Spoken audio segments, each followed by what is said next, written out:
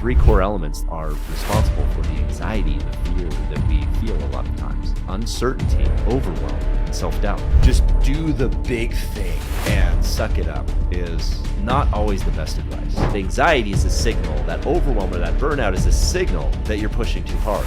You need to back off. Those fears that we go through, they don't necessarily get easier, they don't become less scary, but that's when we develop the courage and the capacity to begin to continue to pursue it.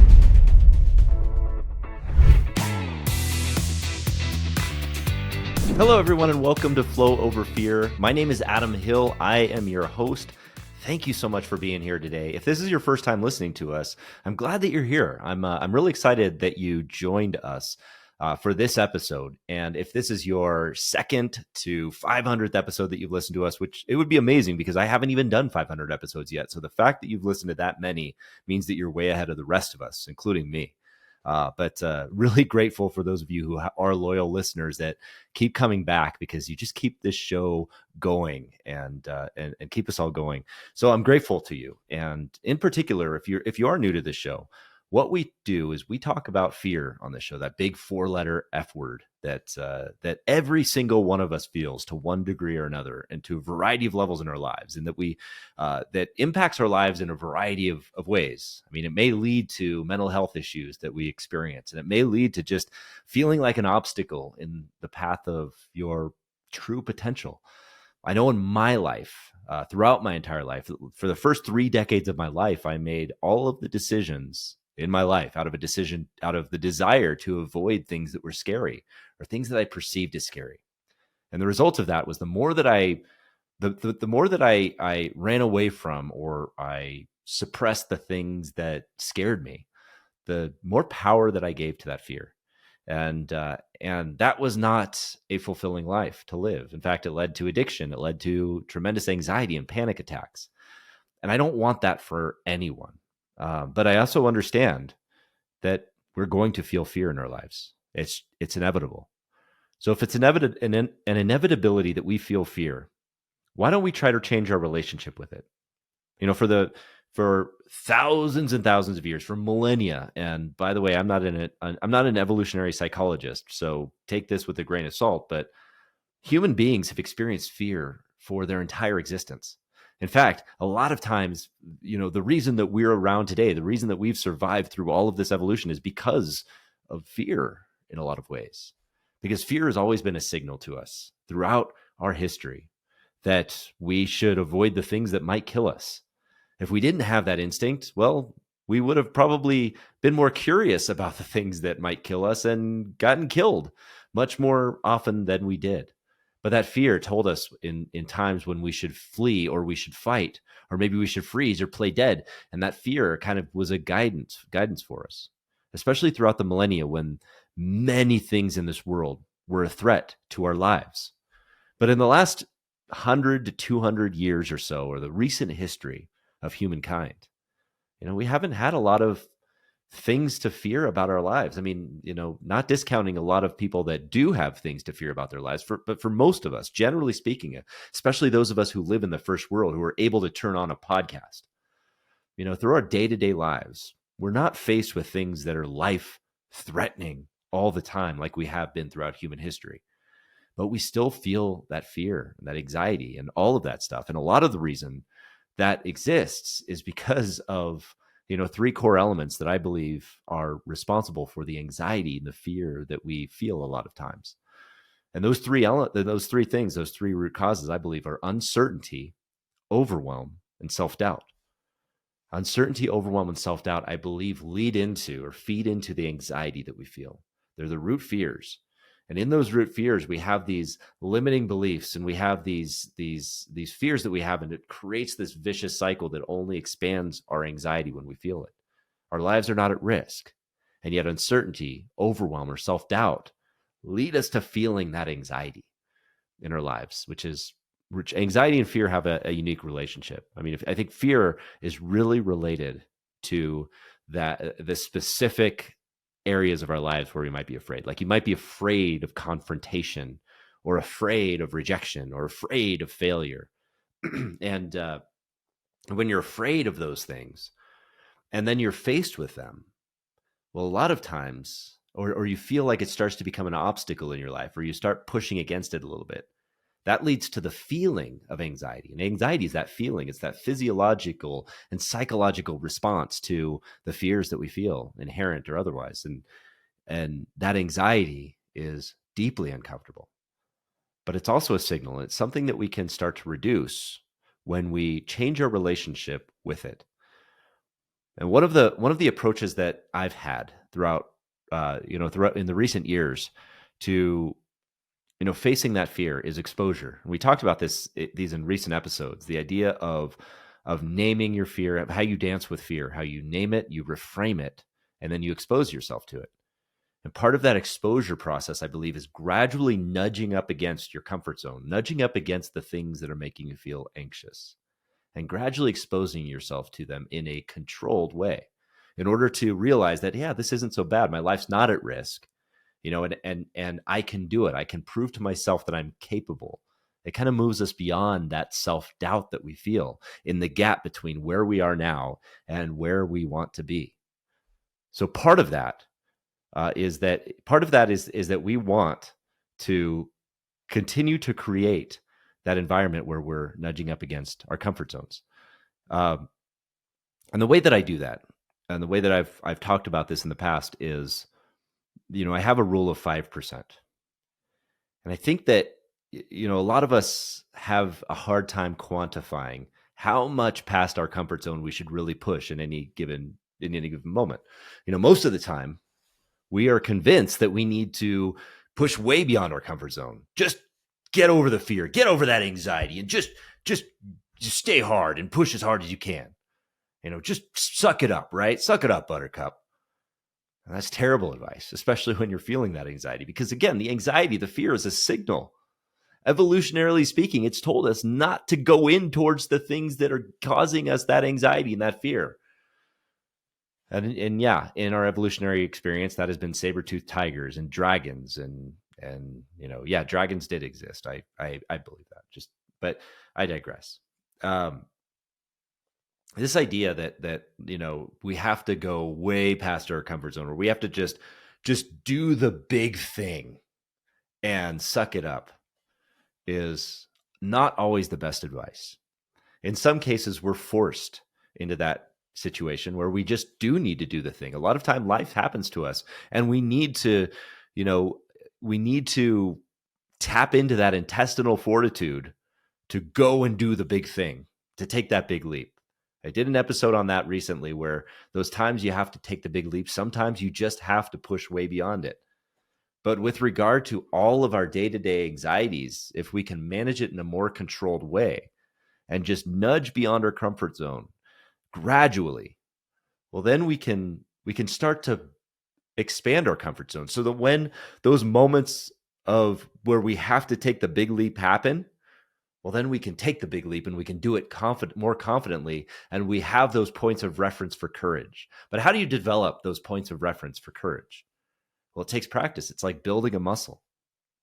And if I can relate this to the idea of racing in an Ironman, or becoming a power lifter. Hey everyone, I interrupt this program to introduce you to a powerful tool that will help you gain clarity on your vision and accelerate your growth and achievement. If you're listening to this show, it is likely that you have an exciting vision for your life. But the problem is that we often get caught up in the day-to-day. We get distracted, we face uncertainty, overwhelm, and self-doubt. And as a result, the gap between where you are and where you want to be seems insurmountable. And that's why I created a framework for how you can turn your vision into strategic, disciplined action that will accelerate your results in the next 90 days. I call it the Vision Reflection Retreat. It is a 2-day solo excursion designed to reignite passion and adventure into your busy life and realign your focus toward your why. This is the very same framework that I use every 90 days to reflect on my own life and my vision and set my goals for the next quarter. And it has been a game changer. And the good news is that I'm giving away this Vision Reflection Retreat guidebook for free when you sign up for my newsletter. Simply go to flowoverfear.com/retreat and download your free guide. and enjoy the journey, or anything like that. Let's take the example of being a power lifter. I use the Ironman example all the time, and I think you guys are probably tired of it. Maybe not, but if you take the example of a power lifter or somebody who's going to do a powerlifting competition, um, you know, you have somebody who has to train to get to that point, right? They have to go to the gym and they have to lift weights. Maybe on Monday they do their upper body and they lift weights, and then on Tuesday they do their lower body. Let's get real. Powerlifters don't focus on their lower body, do they? But I'm just kidding. Powerlifters, don't come after me. Besides, I can run faster. Anyway, but if you look at a powerlifter, they're doing that training. They're gradually trying to expand their strength, to build their strength, to sculpt themselves, so that when they get to the competition, that's when they can give their all. That's the purpose of building that over time. You don't want to approach your day to day by just going all in all the time, because that's what does cause overwhelm. And that anxiety is a signal, that overwhelm or that burnout is a signal that you're pushing too hard and you need to back it off. You need to. So 80%, 5% is that rule that you want to tap into. And the 5% in particular is the rule that I like to tap into for expanding my comfort zone. And we talked about what that looks like. It means that you want to, if you're going after that powerlifting competition, you've never lifted a weight in your life before. It starts with meeting yourself where you're at. What weight can you lift today? Maybe it's 5 pounds. Maybe it's 10 pounds. Maybe you do those 10-pound curls. Maybe you get the right advice from the right kind of coach to tell you where to start. And they'll probably tell you to start with the really light weight to kind of build that baseline, that foundation. That's where it starts. That's that first 5%. And then when you master that 5%, then the next 5% comes up that you might start to lift 20 pounds on each side. Or you might start to focus on more complex movements or complex strength training exercises. But it's a gradual process. It's a growth process. And so there's an exercise, in addition to kind of noting those things out. The way that I like to come up with those 5% goals, whether it be you're trying for a powerlifting competition, or you want to become an Ironman triathlete, or you want to swim the Channel Islands, or you want to start a business or start a podcast or start something new and something scares you, or you just don't know where to start. The gap between where you are and where you want to be seems insurmountable. And the way that I like to approach that is you build the roadmap. And the roadmap is simple. And this is something that I do offer for free on my website. If you want to go and download the Vision Reflection Retreat guidelines, you can go and download that. And this shows you how to basically structure this. But what you do is you essentially set up your vision, your long-term vision of what you want, and the thing that scares you, that big, hairy, audacious goal. And it could be a big, hairy, audacious goal, or it could be just some kind of fear that you want to overcome that you feel is holding you back. If it's a fear of confrontation, then maybe that big, scary, audacious thing that you want to do is have that really difficult conversation with a loved one that you've been putting off for years, and that just scares you. And by the way, in those cases that are very emotionally sensitive, I suggest talking to someone who is an expert in that specific area. Maybe it's a therapist, maybe it's a counselor, but look into that. But really consider the nature of the thing that you want, whether it's just overcoming whatever fear it is or achieving some big, hairy, audacious goal. And first recognize the tools and the resources that you need help with. If it's a coach, if it's a therapist, if it's some kind of guide, just take note of that and make sure you understand that. And make sure you tap into that first. Because remember, community is the first and most vital part of personal growth or healing. It's the first and most vital part. And otherwise, it gets really difficult to do it, to grow or heal. But once you've identified that thing that you want, you have the top of your funnel. That just, you're going to dump that big goal, that big scary thing into the top of your funnel.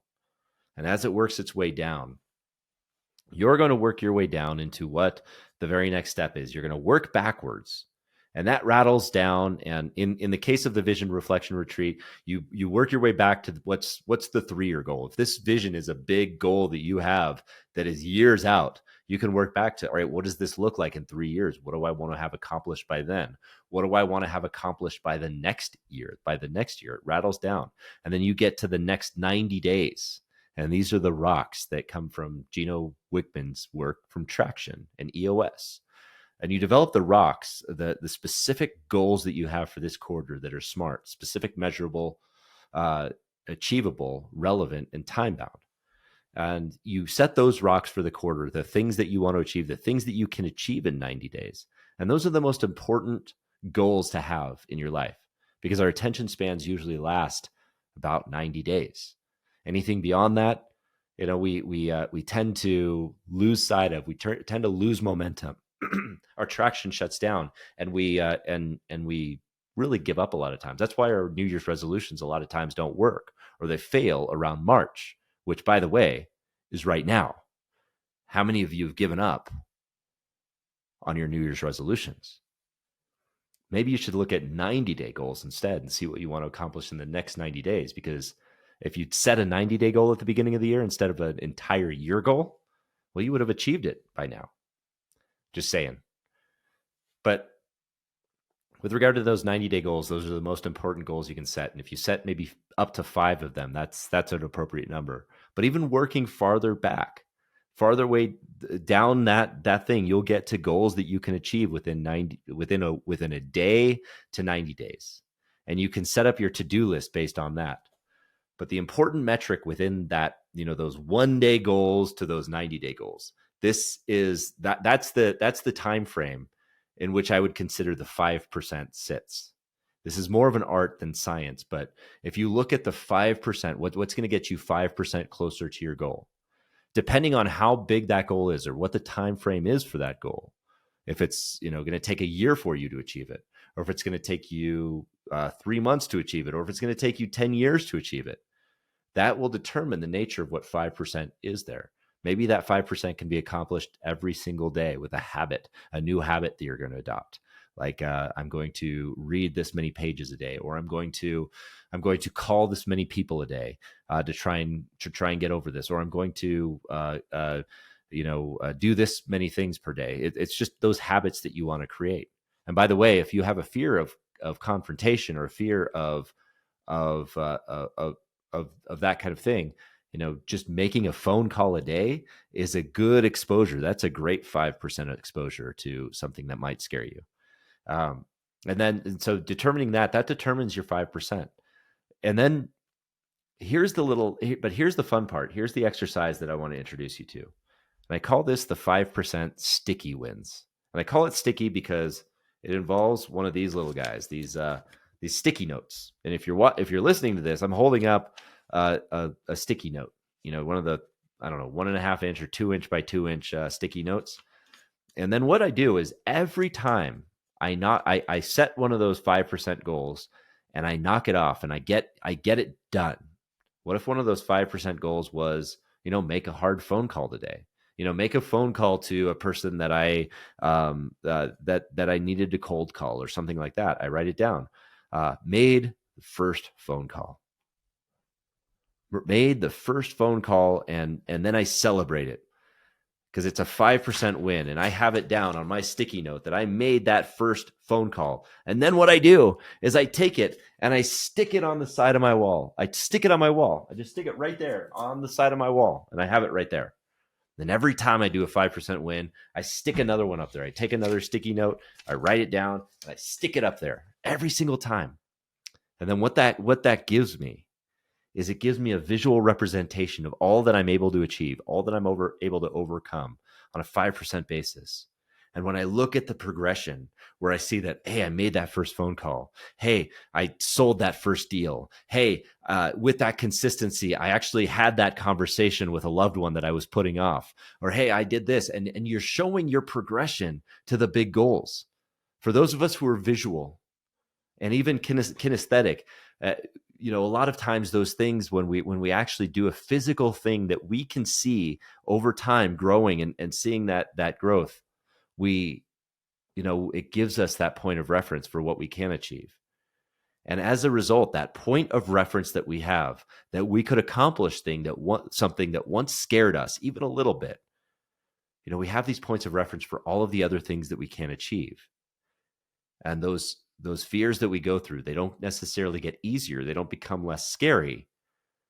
But that's when we develop the courage and the capacity to begin to continue to pursue it. And that's the transformation that I realized beyond my 30s when I started to stack these 5% wins in my life.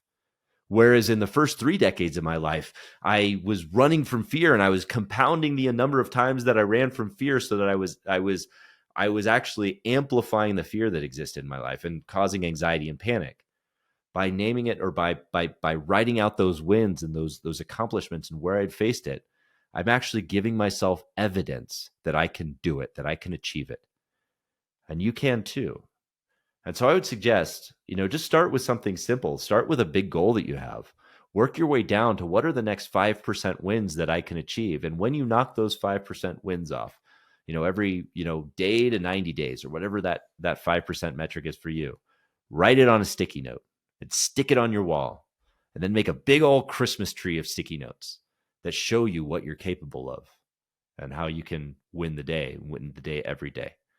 Thanks for joining me today, and I'll see you next time. Thank you so much for joining me today on Flow Over Fear. If you are liking this show, please do me a favor and hit the subscribe button. That way you'll be first to know when I drop a new episode, including interviews or trainings or dad jokes.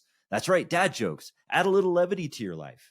And if you liked this episode in particular, and you think somebody can get something from it, please share it with a friend. And that way we'll spread the message together. Thanks again for joining me today. We'll see you next time.